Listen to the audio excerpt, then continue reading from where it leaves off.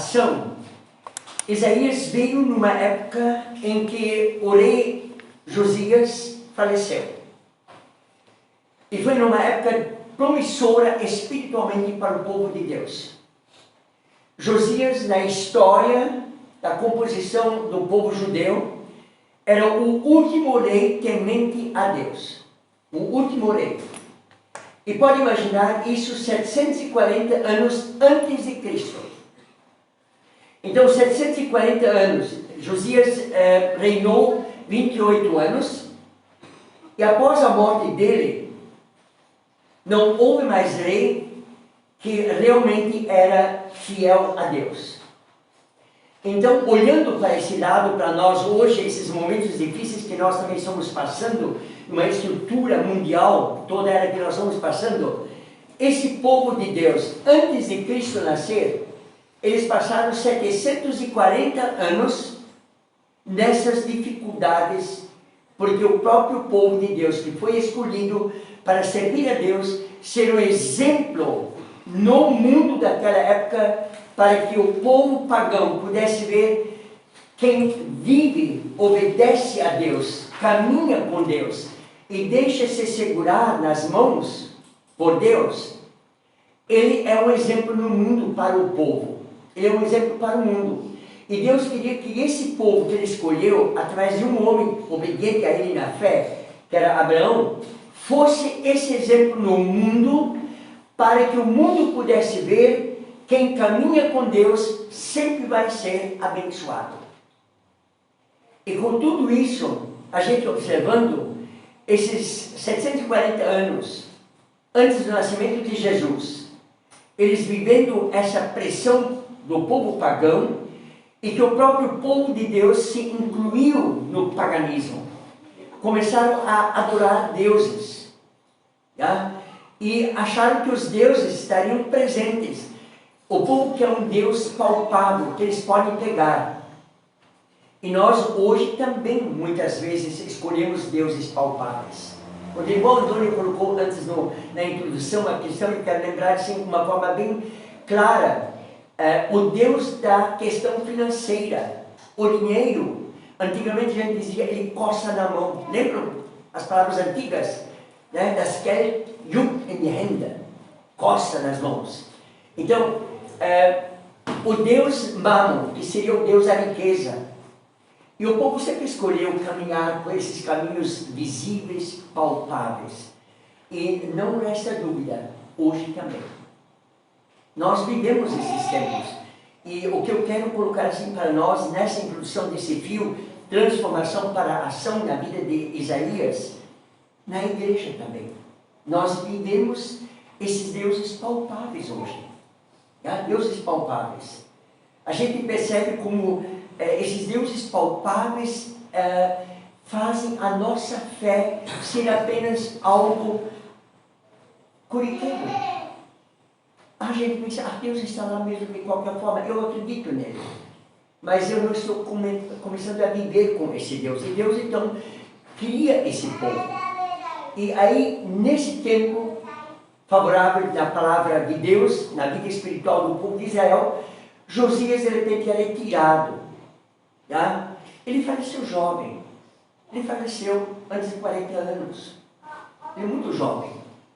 Ele estava no auge da vida dele ainda. Nós hoje dizemos, meu, mas com 40 anos, como pode alguém falecer? Não é verdade isso, irmãos? Hoje já dizemos, repetindo o nosso querido irmão que está falecido, 61, 62. Porque hoje é comum chegar a 80, 82, 85, né, dona Marilene? Chega do lado. A gente disse, mas esses dias uma senhora me disse, a minha mãe, pastor, eu dei carona para ela, porque a vizinha nossa, a mãe dela estava internada. Eu disse, vizinha, quantos anos tem a sua mãe? 80, ela é jovem ainda. Aí eu pensei, 80 é jovem? Mas é o que o povo está pensando hoje. 80 é jovem, porque a longevidade vai aumentando cada vez mais, né? E aí, com isso, Isaías entra num dilema de vida como a fidelidade a Deus. Mas Isaías também já estava começando a surfar a onda daquela época do Deus palpável, mas ele tinha o sentimento fiel a Deus. Ainda havia a essência da fé e da fidelidade na vida dele. E aí, Deus olha para o povo e vê, Isaías é ainda a pessoa que pode ser o meu profeta.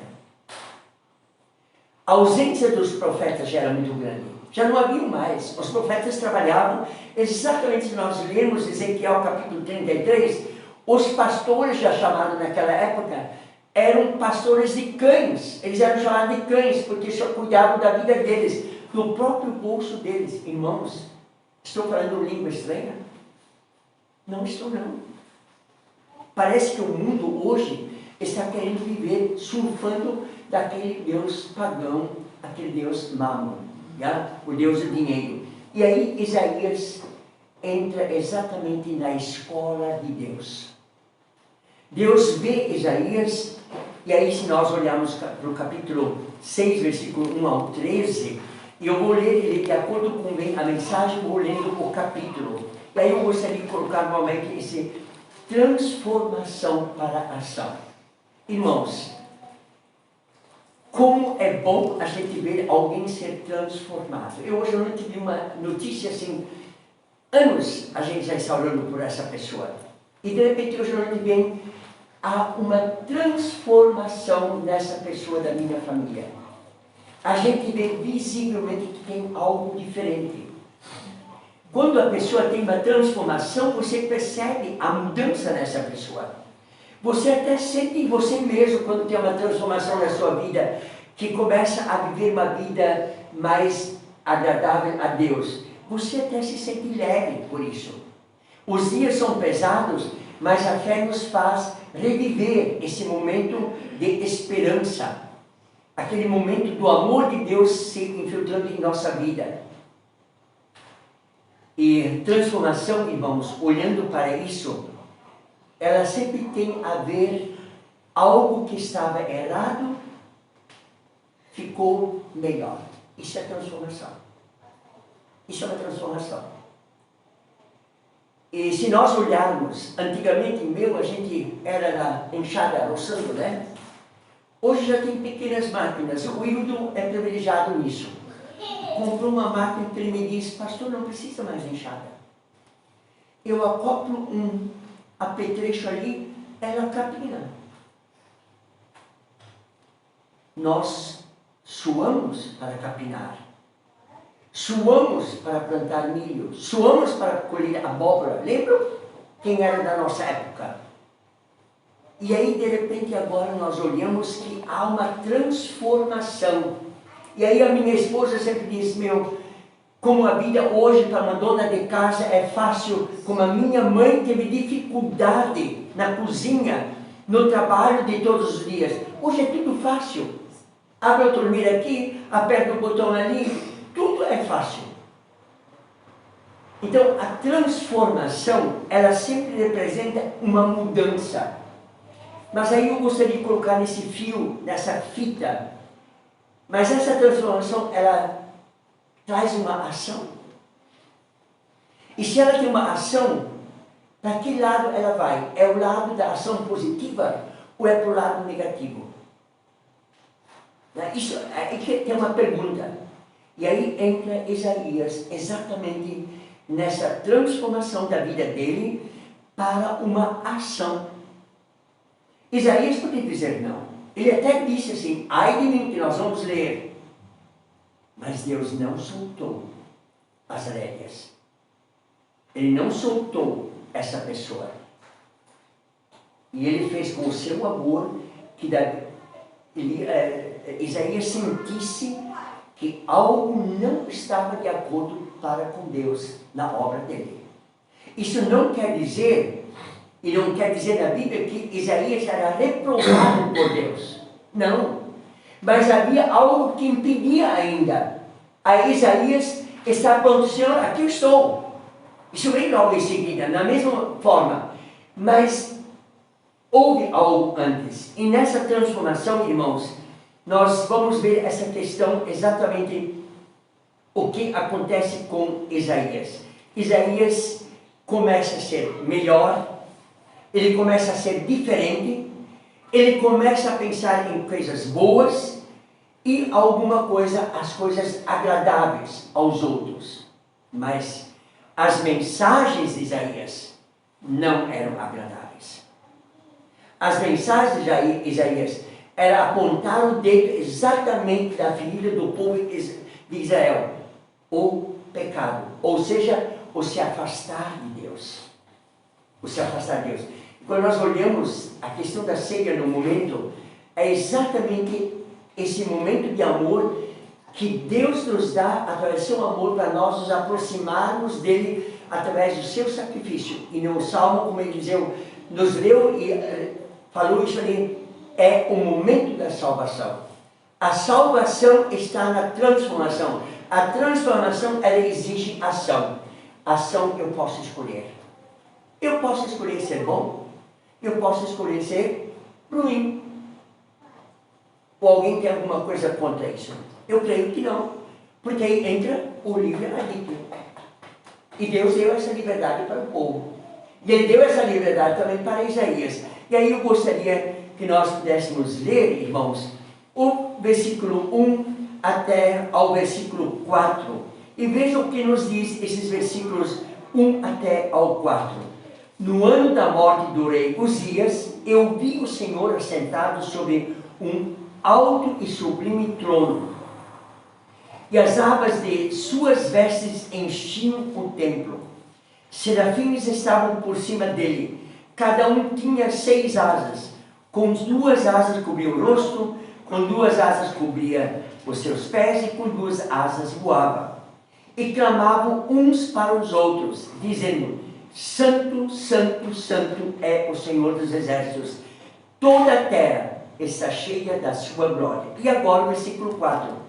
As bases do limiar se moveram à voz do que clamava, e a casa se encheu de fumaça. Eu quero primeiro assim, colocar poucas palavras sobre os serafins. A questão das asas. 2 se cobriam, outras voavam. Sim, você não via o rosto deles. Representa que os serafins não se deram a ver porque eles não se colocaram no lugar de Deus. Os serafins desenvolveram o seu trabalho com Isaías para não tirar o foco do chamado de Isaías que Deus estava chamando. Essa é uma das coisas muito importantes a gente olhar nesse contexto aqui, que os serafins vieram, mas não se mostraram, apenas se via a sua ação. Em outras palavras, os serafins, eles aceitaram a obra da obediência, não se colocar acima de Deus, não se colocar acima de Deus. E aí, uma das coisas interessantes, era algo uníssono. Cada um dizia: Santo, Santo, Santo é o Senhor. Não tinha algo diferente de pensamentos. Era a ideia deles servir ao Senhor. E quando eu vejo hoje, muitas vezes, eu hoje comentei com um irmão muito sobre isso, comentei essa semana sobre isso também, o quanto está sendo difícil por jovens sendo chamados para a obra e não se colocam na obra para com a palavra. Eles se colocam junto com a sua ideia. Tem que ser assim. Uma dessas ideias é exatamente escurecer as cores da igreja. Irmãos e irmãs, as cores falam. As cores falam. E quanto mais negrume, mais dores e tristezas tem nesse lugar. E para Deus era a claridade, o fogo que depurava. Era essa a mensagem que Deus está nos colocando através de Isaías. E aí eu gostaria de colocar o versículo 4, quando diz assim: as bases do limiar se moveram, a voz do que clamava, e a casa se encheu de fumaça. Era ofuscar a presença de Deus para não vê-lo, mas sim saber que eu preciso obedecer essa voz. É uma coisa impressionante. Se relaciona com o apóstolo Paulo quando ele foi chamado. Quando ele era Saulo, ele não questionou, ele só disse: quem és tu? E quando Jesus se apresentou, para Paulo se assentou a novidade. Era Jesus, a quem ele perseguia. Ele não pediu: eu quero te ver, eu quero ter certeza. Irmãos, hoje muitas vezes nós queremos ter certeza quem é esse Deus que nos abençoa. Até eu quero colocar assim: temos ter certeza quem é o Deus que está castigando hoje. E nós sabemos que Deus age, e age de uma forma pesada muitas vezes. E aí então, nesse pensamento, ação para transformação, eu gostaria de colocar assim: a visão transformadora de Isaías. Isaías estava percebendo que o chamado dele não dependia da vontade dele, mas dependia de um Deus que tinha já a história escrita para Isaías saber quem era esse Deus, desde Adão e Eva até Josias. E entre toda essa história, Isaías sabia que havia pessoas de alto e de baixo teor espiritual, e que muitos o realmente negaram a Deus, contanto que chegou ao ponto de ter só 7.000 fiéis entre o povo de Israel. Irmãos, saindo do Egito, fazendo o cálculo de família, era em torno de 4 milhões de pessoas. E quando eles estavam no deserto, preparando o deserto, eram 600.000 homens no exército. 600.000 homens. E era visto acima de 18 anos. Esses homens naquela época, para lutar.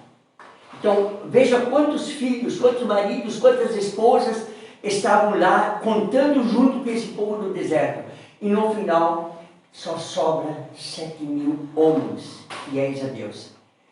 Vamos fazer uma chacoalhada no nosso raciocínio. Quantos fiéis estão hoje louvando e adorando a Deus? É uma pergunta que nós temos que fazer. Isaías, ele viveu isso. Ele realmente teve nessa visão uma transformação para a vida deles. Irmãos, eu quero colocar assim para vocês, na minha vida o chamado também foi uma transformação. Foi uma transformação. E assim eu creio que todas as pessoas que de repente sentem o momento da salvação de Cristo em sua vida, acontece a transformação. E uma transformação. O versículo 5, vejam bem. Então disse eu: ai de mim, estou perdido porque sou homem de lábios impuros. Habito no meio de um povo de impuros lábios, e os meus olhos viram o Rei, o Senhor dos Exércitos. Aí eu gostaria de colocar assim para nós, essa visão de Isaías exprime confissão, quando diz: ai de mim. Quando nós queremos expressar a dependência de Deus, esperar que Ele venha ao nosso encontro, nós chegamos a dizer: meu Deus, por favor. Não é isso? É aquele momento que você solta os seus músculos, a sua respiração, você começa a confiar e diz: meu Deus, eu não posso mais. É somente contigo.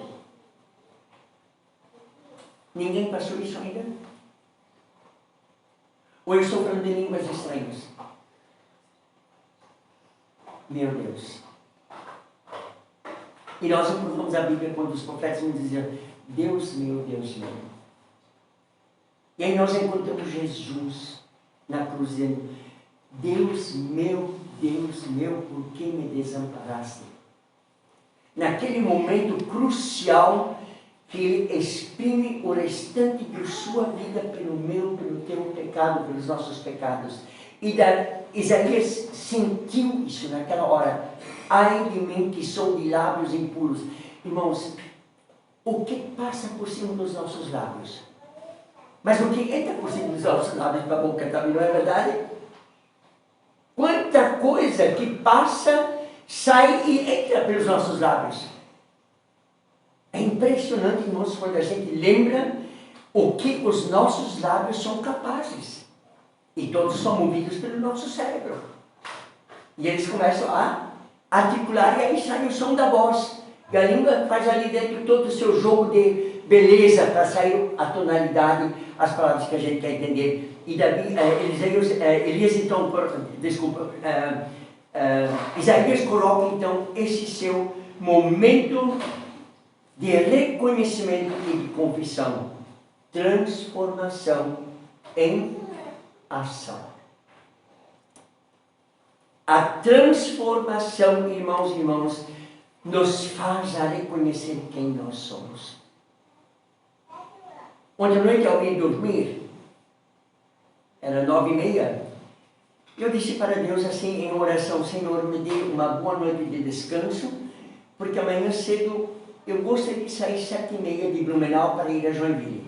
Hoje tinham assim boas tarefas em Joinville a fazer, já ministrar de manhã cedo uma ceia e tudo aquilo, e deixo ir, deixo dormir. Mas acordei às 4h, aí eu pensei para mim, acabou o sono, porque eu quero levantar às 6h. Aí você das 4 às 6, aquele sono você perde o horário, né? Eu não sou acostumado de relógio. E aí eu comecei a orar. E aí me entra exatamente novamente o texto preparado já de Isaías. E aí eu percebi que muitas vezes você viver uma transformação, você também precisa estar em oração, que é a ação. Hoje à noite a Dona Marlene, ao desembarcar, disse: Dona Marlene, sempre estou orando por vocês, mas eu preciso estar próximo para estar conversando. Ela disse: orar é bom, mas muitas vezes a gente precisa estar próximo. Não é isso, irmãos? Se não tem essa proximidade, não tem também convívio de pai com os filhos. Pequena no colo. A mamãe não veio porque está cuidando dos pequeruchos. Percebe? É esse amor. E esse amor transforma. E isso Isaías experimentou. Quando ele viu que tudo estava com fumaça. Esse Deus invisível, mas que falou. E os querubins estavam lá, e os serafins, falando, colocando a santidade de Deus. Então, na minha vida precisa ter uma transformação para a ação. Continuando, irmãos. Aí os versículos 6 ao 8, veja o que nos diz 6 ao 8. Então, um dos serafins voou para mim, trazendo na mão uma brasa viva, que tirara do altar com uma tenaz. Com a brasa tocou a minha boca e disse: eis que ela tocou os teus lábios. A tua iniquidade foi tirada e perdoada por teu pecado. Depois disso ouvi a voz do Senhor que dizia: a quem enviarei e a quem há de ir por nós? Disse eu: eis-me aqui, envia-me a mim. Isaías, ele teve o prazer de reconhecer a sua impureza. Lábios impuros. Tudo que vem dos lábios impuros, cada um pode pensar por si. Só não experimentam. Mas Isaías viu isso. E com esse arrependimento dele, era o momento em que Deus podia agir. Eu estava trabalhando numa determinada igreja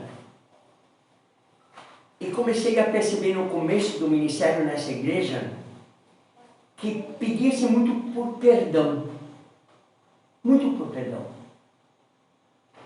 E numa noite de estudo bíblico familiar, uma irmã muito avançada de idade, nós estávamos exatamente falando sobre perdão, e ela veio assim exprimir do coração, e a gente sentiu que veio assim do fundo do coração essa dificuldade dela dizer isso. Pastor, era só um grupo de idosos, no Jardim de Flor, cabelo grisalho. O grupo de idosos, ela disse assim: pastor, eu preciso colocar uma coisa para o senhor. Eu experimentei isso Mas eu preciso mais ajuda ainda para entender melhor. Mas não há perdão sem arrependimento. E aqui Isaías exatamente mostra esse modelo de vida para uma transformação. Eu preciso me arrepender. Ai de mim que sou de lábios impuros. E aí de repente vem o serafim com uma brasa tirada do altar. Essa palavra brasa tirada do altar, para nós muitas vezes não é conhecida. Mas ela é praticada muito na igreja católica ainda. Você já foi na igreja católica e viram lá na frente, próximo, uma luz vermelha acesa pequena? Isso representa a brasa no altar. Mas na época de Isaías, a brasa do altar não podia apagar. Ela tinha que estar acesa, era fogo mesmo, brasa, não era fogo que dava, eram só brasas. Por isso o trabalho dos levitas era importante, que serviam na igreja, ou seja, no templo. Eles eram responsáveis disso, para que nunca a brasa apagasse. E pelo que parece, Isaías estava lá próximo, e o anjo vem com uma pinça, com um alicate, e pega uma brasa quente, e coloca no lábio dele. E ele diz, agora estás purificado. Porque o fogo tem a ação de purificação. Hoje nós sabemos que os rios no Amazonas são poluídos devido ao mercúrio, tudo aquele no Mato Grosso. E também em muitos outros lugares da nossa região também acontece isso. Eles fazem mercúrio, mas para depurar o ouro, só com fogo. Ainda quando eles vendem o ouro lá na jazida, eles vendem com areia, que é um peso maior. Mas para comprá-lo e exportá-lo ou fazer joias, os nossos anéis e colares, ele passa por um processo de fogo, depuração. É o processo que a uva passa para ser um bom vinho. Então, essa depuração é feita pelo fogo. E Isaías experimenta exatamente esse segundo pensamento. A experiência de viver a presença de Deus. Isaías experimenta agora a presença de Deus. Irmãos e irmãs, é isso que nós temos que aprender a experimentar no dia a dia da nossa vida. Irmãos, não é aqui na igreja. Aqui na igreja é o momento de nós estarmos juntos para ter a comunhão e mostrar como Deus agiu na nossa vida e como nós deixamos Deus agir durante a semana. É esse o momento na igreja. Aquele momento de comunhão, estarmos juntos, lembrando a palavra, nos instruindo, cantando louvor. Mas a experiência desse Deus, essa transformação de experiência é no nosso dia a dia da presença de Deus, irmãos. E isso representa para nós efeito da purificação, transforma. Efeito do perdão, do nosso arrependimento, transforma. E esse efeito transforma-se em ação. Eu vou mostrar ao meu próximo a minha mudança de vida, da qual Deus faz. É exatamente a mudança que Josué falou lá em Canaã. Porém, eu e a minha casa serviremos ao Senhor. Ele mostrou a transformação da decorrência da vida dele na presença de Deus. E aí, irmãos, continuando ainda para nós, para não também alongarmos demais, um terceiro pensamento. A transformação comissiona em ação. Verso 9 e 10. Veja o que nos diz esse trecho. 9 e 10. Então disse ele, vai e dize a este povo, para quem? O povo de Israel. Podemos dizer hoje, vai e diz a esse povo cristão. Podemos também dizer, vai e diz ao povo da igreja de irmãos menonitas, ou as demais nossas denominações aqui presentes.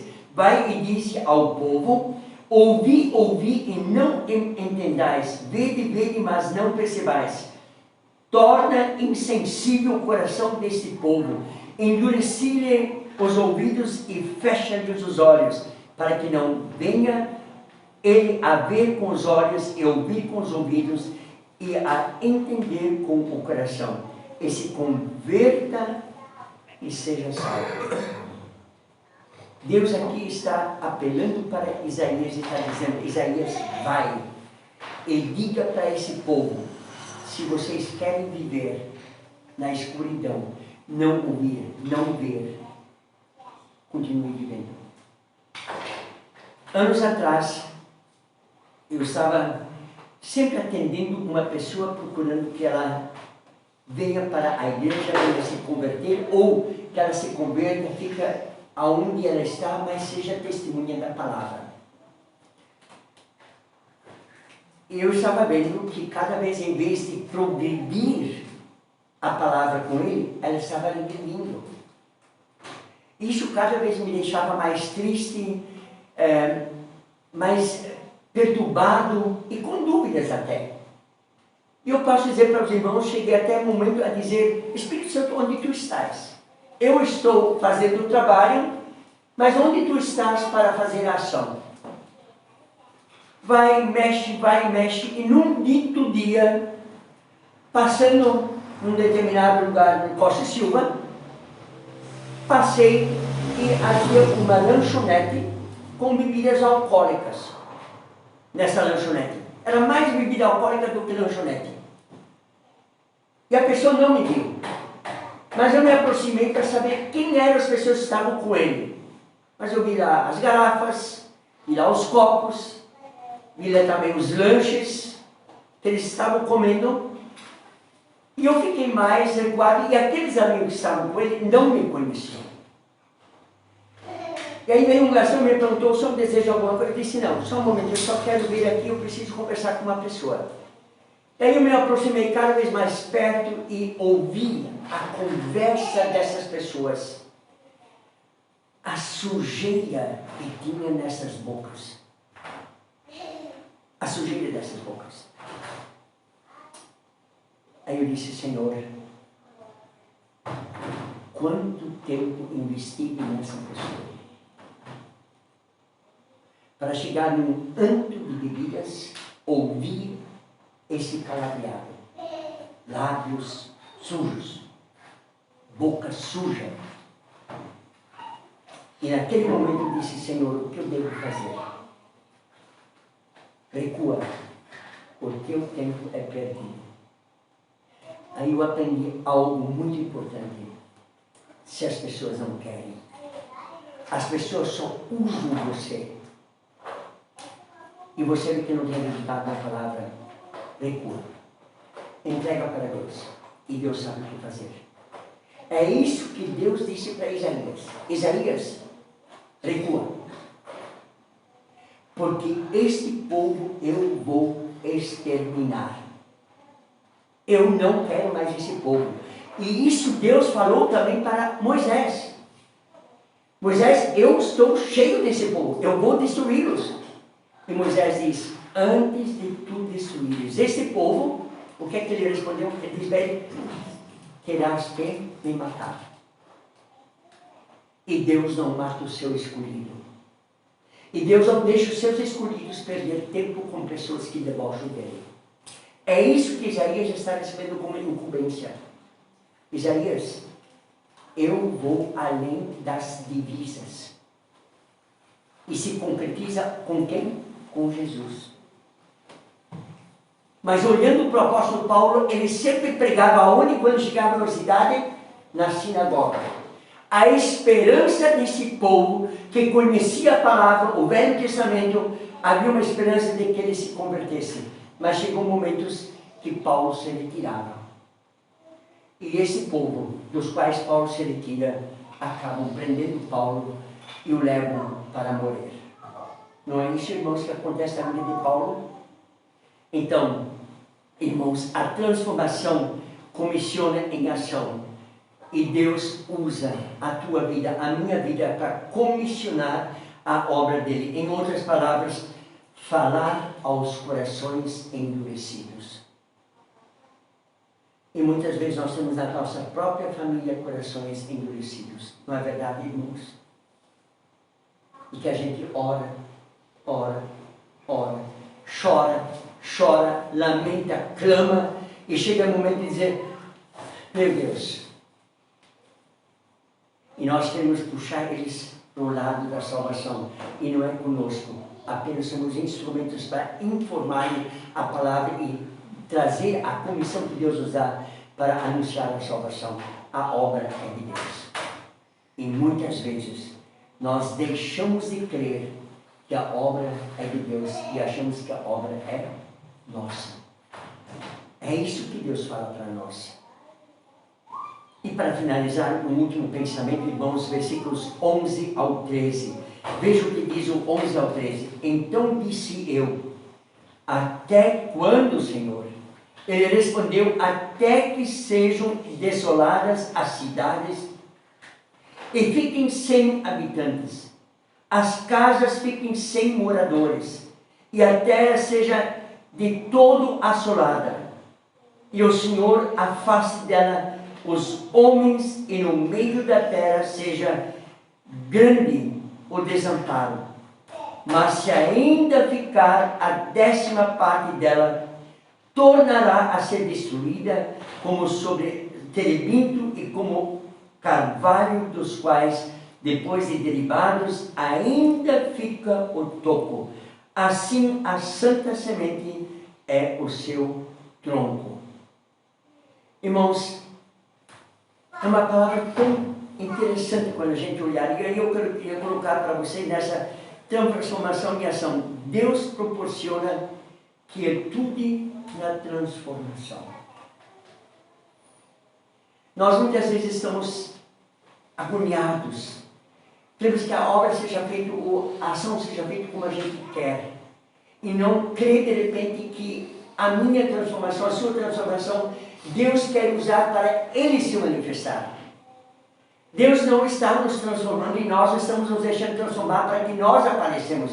Mas a transformação que Deus nos dá, e como Ele deu para Isaías, é para Deus ser visível. Para Deus ser visto a transformação do ser humano. E quando Ele diz só fica a 10ª parte, olhando a história, nessa época de Isaías, haviam só 700.000 judeus do povo de Israel.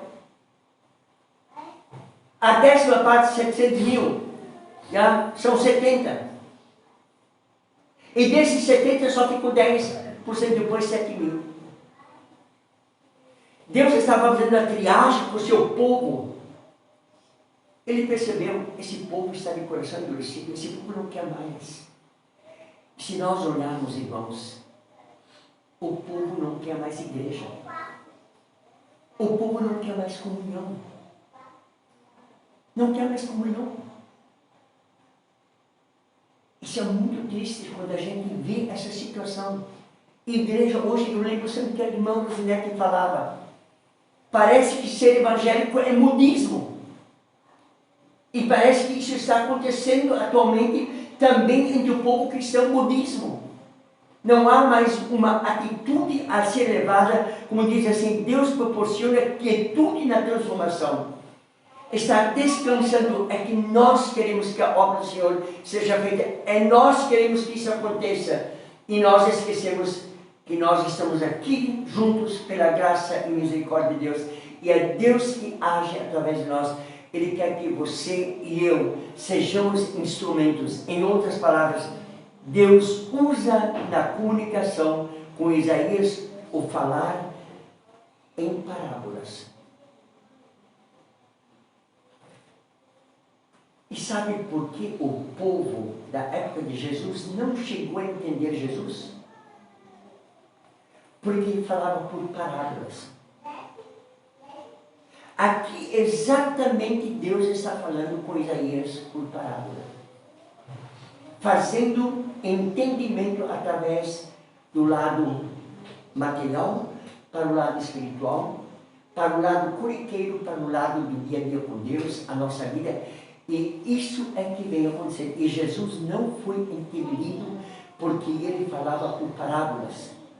Mas era a única maneira de Deus mostrar, através de Isaías, que falando através de parábolas, o povo poderia entender. E aí já lembrando, teremos a escola bíblica de férias em julho, dia 27, 28 e 29 de julho. E a primeira história, nós teremos naqueles dias o semeador. É a primeira história. Ensinar as crianças a saber que é semeador da palavra de Deus. E Deus quer que nós sejamos seus semeadores. Ou seja, Ele proporciona, quando confiamos nele, a quietude. Nós nos colocamos nas mãos dele e esperamos o agir dele através de nós para com o outro. E esta era a função de Isaías. Isaías, eu vou te usar porque os teus lábios estão purificados e tu vais falar o que eu mandar. E tu vais falar exatamente a este povo rebelde, a este povo desobediente. Irmãos, será um ponto de interrogação, mas não é assim que de repente Deus quiseria falar hoje?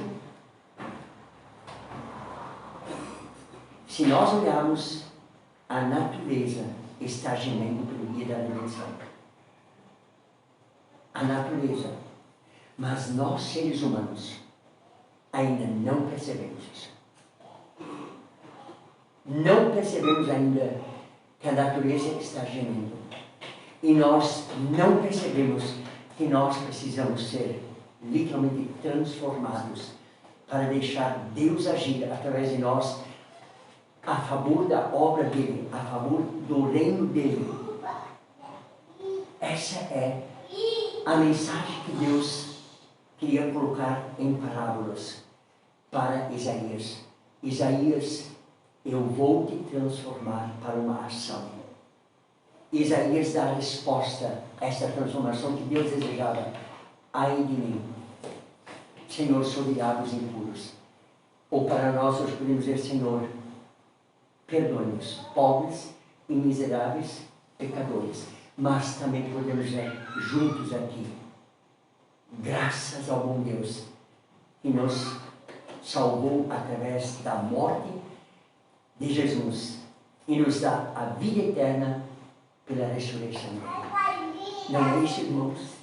Essa nossa transformação em Cristo Jesus, ela gera uma ação e gera em nós exatamente uma quietude. Só lembrando, irmãos, a experiência de viver a presença de Deus, a visão transformadora de Isaías, a transformação comissiona em ação, Deus proporciona quietude na transformação.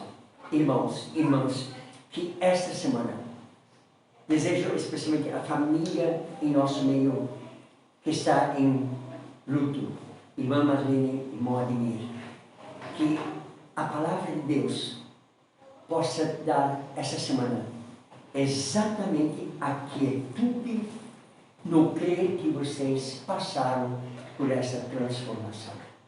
E que nós todos possamos viver essa semana esta transformação de Deus.